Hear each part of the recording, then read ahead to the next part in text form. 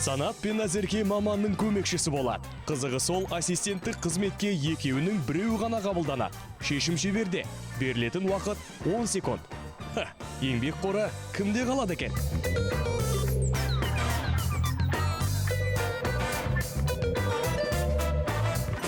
Сендер шынымен жұмыс іздеп жүрсіңдер ма? Жүрістерің қатты екен. Жалпы маған отельдеріңіз өте қатты ұнады, әдемі екен.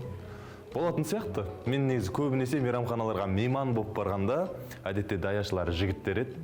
Сондықтан мені жұмысқа аласыз ғой енді, келісіп тұрмын мен. Санат енді әлемдегі ең оңай нәрсе жігіт болу сияқты қазір. Сантош, әңгімең бар ма не? Екеуінде көңілді жақсы адамдар екенсіңдер. Түрлерінде жаман емес сияқты. Жаман емес дейді, әдемісі қандай сонда? Соны айтам да. Өткен жолы Санат екеуміз даяшылыққа таласқан едік. Мені юморым құтқарды. Бірақ қарсыласыма қарағанда қиынырақ жұмыс бұйырды. Қазір көресіздер ғой өздеріңіз. Назеркенің форма киіп ал.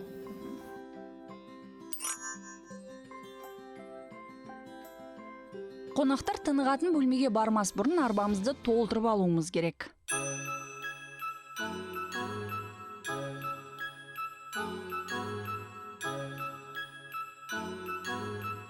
Әр тазалықшы күніне 12-15 бөлме тазалауы мүмкін. Сіздерге өтірік, маған шын бір бөлменің өзі бір күнімді алды ғой.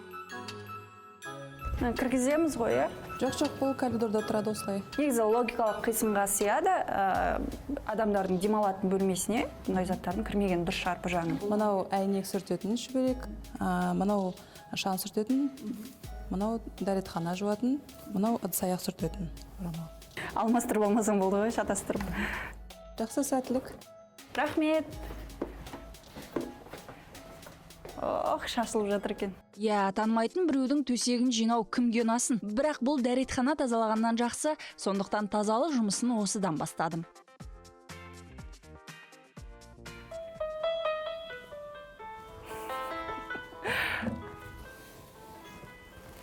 Мынаның барлығын кір жуатын жерге апару керек. Жуынатын бөлмеге кірмей жатып, бір қате жібердім. Әрине, оны миллиондаған көрерменнен басқа ешкім байқамайды. Айнадан бастайық. Қателеспесем, осы шүберекпен сүртуім керек. Мен бұны неғып сулап жатырмын. Ой. Қазір мен сіздерге бір лайфхак көрсетем. Мына жерде дәретхана қағазы бар екен. Соны көмегімен.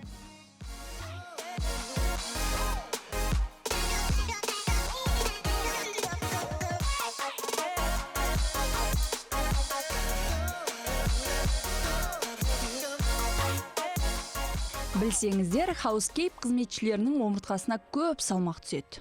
Олар жұмыстың басым бөлігін иіліп, белді бүгіп жүріп істейді. Оған қоса химиялық заттарды өте жиі қолданады. Көп энергияны, ұқыптылықты талап ететін жұмыс. Уақыттың көп бөлігін төсек жабды қалды. Олай түзедім, бұлай түзедім, мінсіз қалыпқа келтіре алмадым. Қорықпаңыздар. Менен кейін бұл бөлме тағы бір жиналатын сияқты. Көрермен, айтыңызшы, ұнай ма сізге? Ұнайды деп айта салыңызшы. Өзіме ұнап тұрған жоқ. Дегенмен сәлден соң әселдің өзі бағалай жатар. Өткізіп алмаңыздар, я? Шығарылымның алдыңғы бөлімінде мен дәретхана тазалап, қонақтардың төсегін жинадым. Енді еден жуып шаң сүртуім керек. Болды, енді Назерке еденді жу тезірек.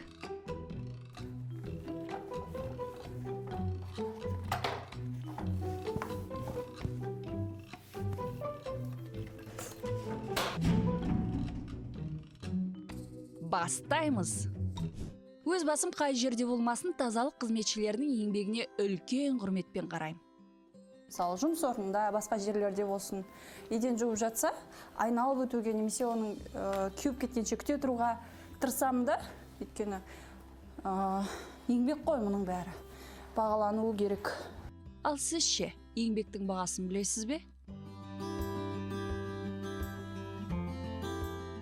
әртүрлі бүлдіріп кететін қонақтар болады, енді оны енді әрқайсысын нетпей қарамай біздің қызметкерлер жинап мүмкіндігінше номерді тезірек тапсыруға тырысамыз. Әртүрлі жағдай болады әр күні. Бөлмеге қайта оралайық. Мен мұнда 2 қызмет атқарып жүрмін ғой. Көрермен алдындағы міндетімді де ұмытпаймын. Бөлме тазалайтын қызметкер болып жүрсем де бетіме грим жасайтын адамым бар әйтеуір. Мынау не шаң дейтін қонақтар үшін сыртта жатырмын. Сіздер риза болсаңыздар болды ғой. Білесіздер ме, мен өзімді күлше қыз сияқты сезініп тұрмын. Мына мүмкіндікті де жіберіп алмаймыз.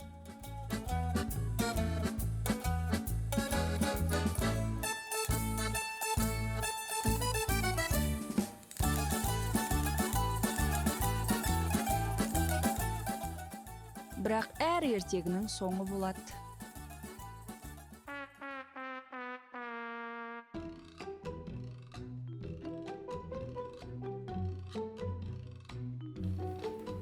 Назерке, болдыңыз ба? Иә, тырыстым енді барынша.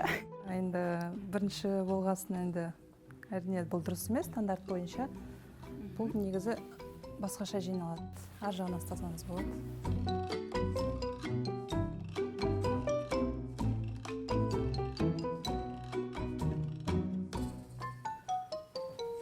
Қалай сіздерге? Жақсы, шындан. Еден таза сияқты. Ал енді дәл жууға кірсек. Күлше қыздың хикаясы есіме түсе береді. Осындайда расымен бір ханзада келсе қалай болар екен?